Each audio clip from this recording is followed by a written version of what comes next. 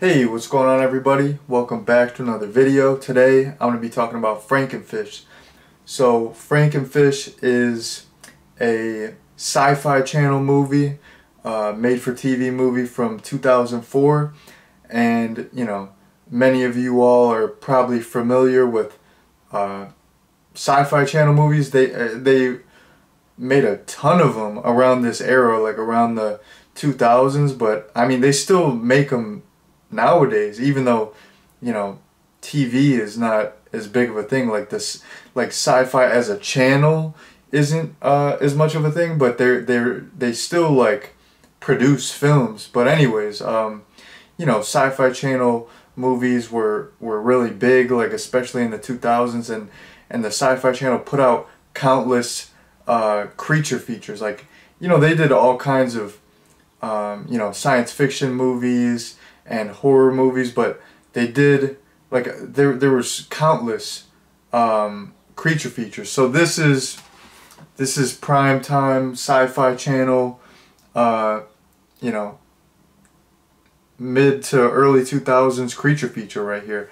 And my overall opinion of this is, for what it is, I think it's pretty solid. Overall, I like it, but there's some limitations. Like some of the characters aren't the most interesting, and some parts of this movie drag. But overall, for what it is, for a made-for-TV, low-budget creature feature, I think this movie's solid. So, jumping into a plot summary, in the opening of the film, there's this fisherman, and he's attacked by some aquatic creature. Nobody knows what it is. They're like, what the heck? Like it couldn't be a shark. It's like a freshwater body of water here. So basically, this gentleman is attacked by some unknown creature. So the main character, Sam, he's a medical examiner. He's sent to investigate the murder, and he is paired with this biologist, and her name's Mary. So Sam actually, he's sent on this this investigation because he actually grew up in the area. He grew up in the South, kind of by the bayou, so he has some expertise in the area. They don't want to just, they don't want to send some city slicker. They don't want to send some, city cat out there, and then he's just like a fish out of water. So yeah, they send Sam because he kind of knows the swamp, he kind of knows the area, and he's going with Mary, and they're going to investigate. They stumble upon this little community of houseboats, and the people there talk about all these recent disturbances, and that there was this abandoned boat that just like popped up in the area. So basically, Sam and Mary, they go to investigate the boat, and they accidentally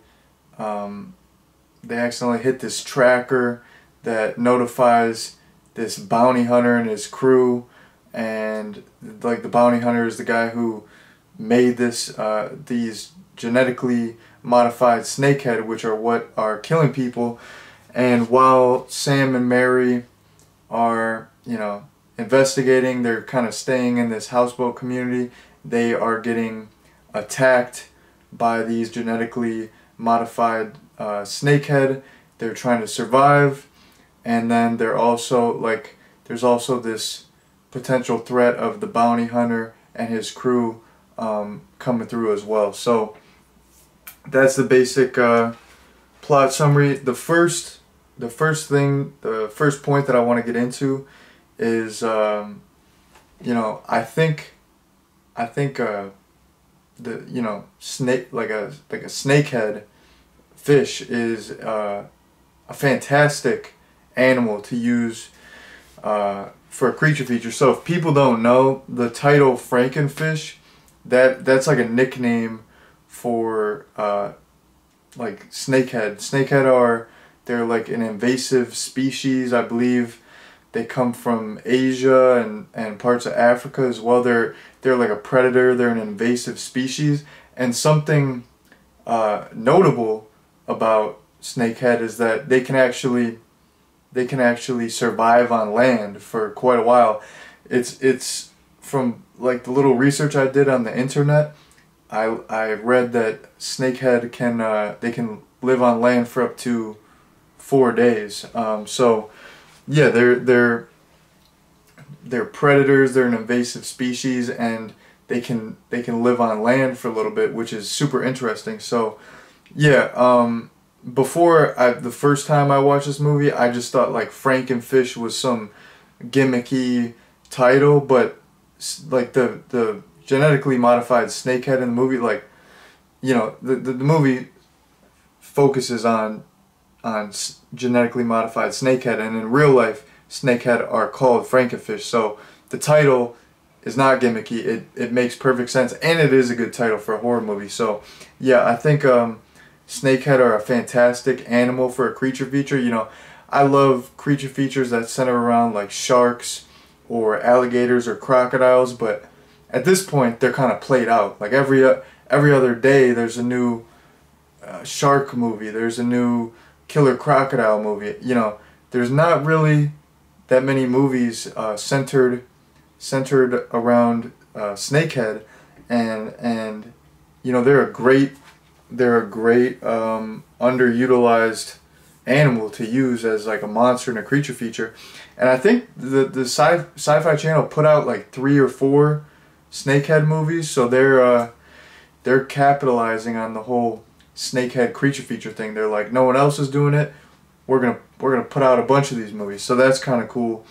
And you know, the fact that snakehead can live on land adds an extra element that's really scary. You know, like in a lot of creature features, you could just be like, well, why don't they, if they just did not go swimming, there would be no movie. It's like, stay out of the waters, like, movie's over, like the threat has been neutralized. But in this movie, it's like, you know, even if you're not directly in the water, if you're anywhere close to the water, the snakehead can jump out and get you. It can crawl up on the dock and eat you alive. So that adds like another element that's really scary, and it's like you're not really safe anywhere. So yeah, I think using these genetically modified snakehead, that's a great movie monster for a creature feature. Moving on to another point, yeah, I liked the main lead character in this, and I liked all the lead characters, but for some reason, every time I've watched this movie, the 2 times I've watched this movie, something about like the dynamic between the 2 male leads. So, you know, the movie focuses on Sam, the medical examiner, and then there's also this one main girl, Eliza, who was like had a crush on Sam in high school, and she lives in one of the houseboats, and she has this boyfriend Dan who's like a lawyer, and like throughout the movie, Sam is just, he's always like telling Dan to shut up, and I didn't really think, like, they didn't build up Dan to be this super unlikable character. Yeah, he was kind of whiny at times, and he was a little bit annoying at times, but I didn't hate the guy, and it made Sam a little bit more unlikable. Even though I did like Sam, because he was basically like he was just like the hero. He kind of was like, played it straight. He was quiet. He always kept his composure. Like, crazy stuff would be happening, he was just like, here's what we need to do. He was like, he took on that hero role. He was a great leader. I liked Sam as a character. He was like a very competent lead, but like, he was just kind of being a dick to Dan, and then, like, to add insult to injury, he steals Dan's girl and then tells him to shut up again. Like, dude, you just stole this guy's girl. At least be a little sympathetic. Like, This guy is not that bad of a guy. You don't have to tell him shut up every single time he opens his mouth. So, like I said, even though I did like both Sam and Dan, I thought their relationship was weird. Like, I didn't totally hate Dan. If he's supposed to be the guy that I'm supposed to hate, they didn't play him up like that, and I really didn't hate him. And then Sam, I liked, but him being a dick to Dan all the time made me not like him as much. So I don't know.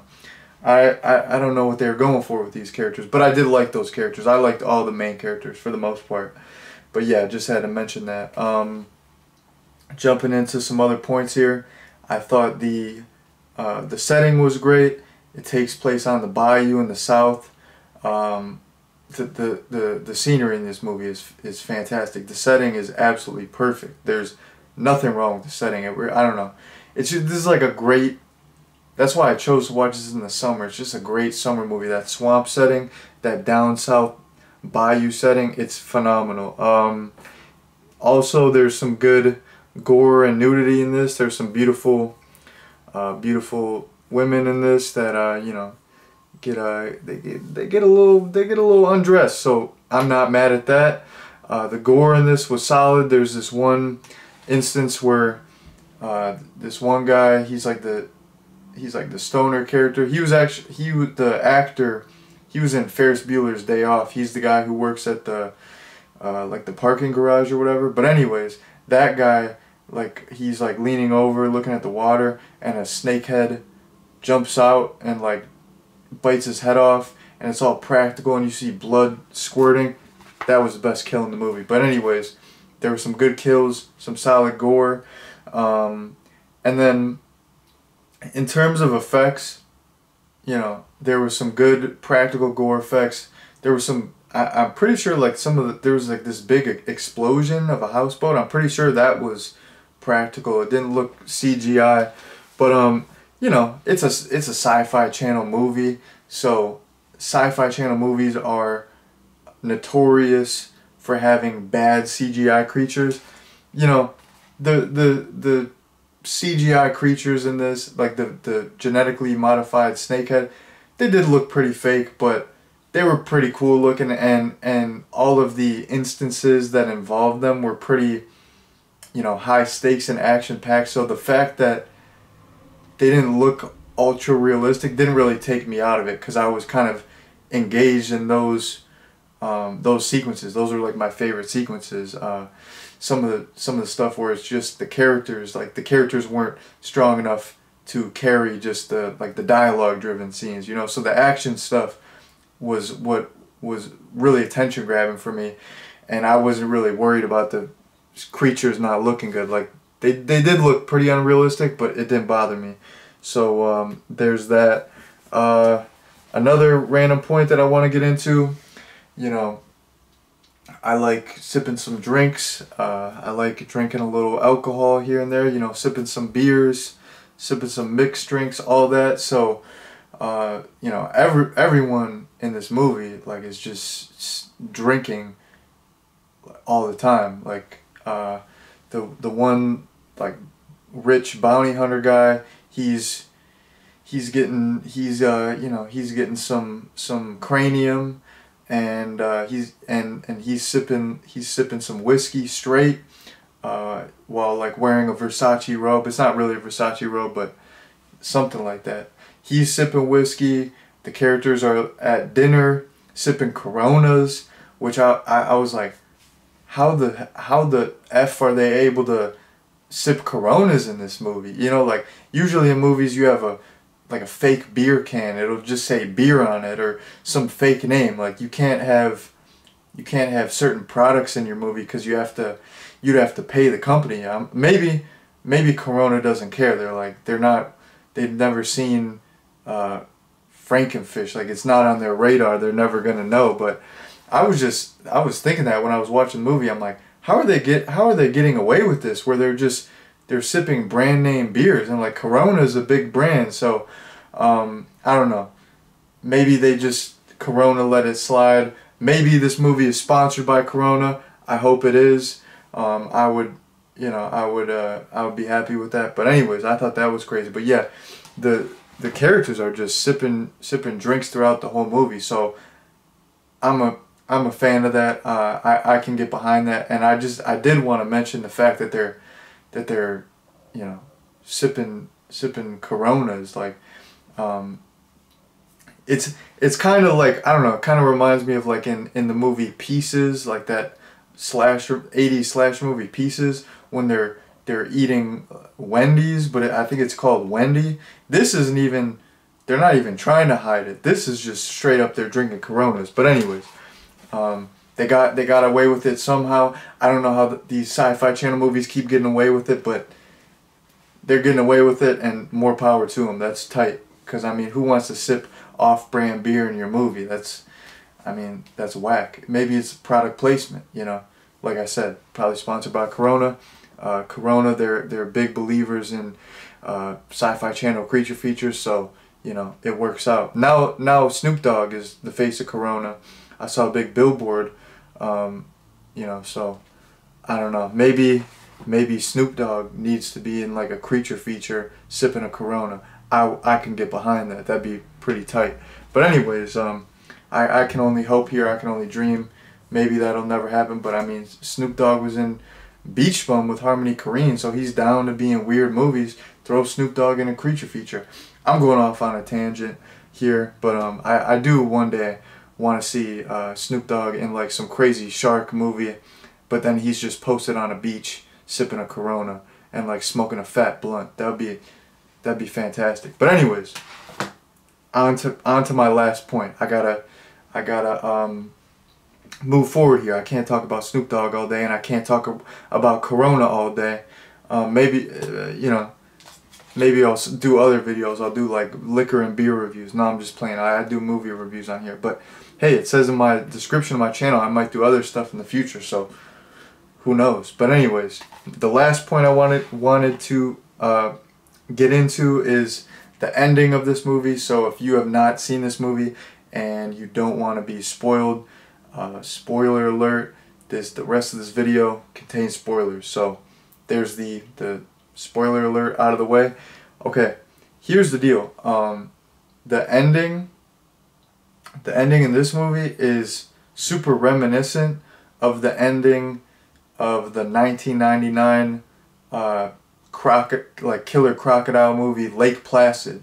I don't know if people are familiar with the movie Lake Placid, but that's a pretty good movie as well. I haven't seen that in a couple years, but basically the end of that movie features Betty White herself, and she's feeding all these little tiny crocodiles, because like the movie focuses on this giant crocodile, and Betty White is feeding the giant crocodile like earlier on in the movie, but at the end of the movie she's feeding these little crocodiles. At the end of Frankenfish, the character Dan is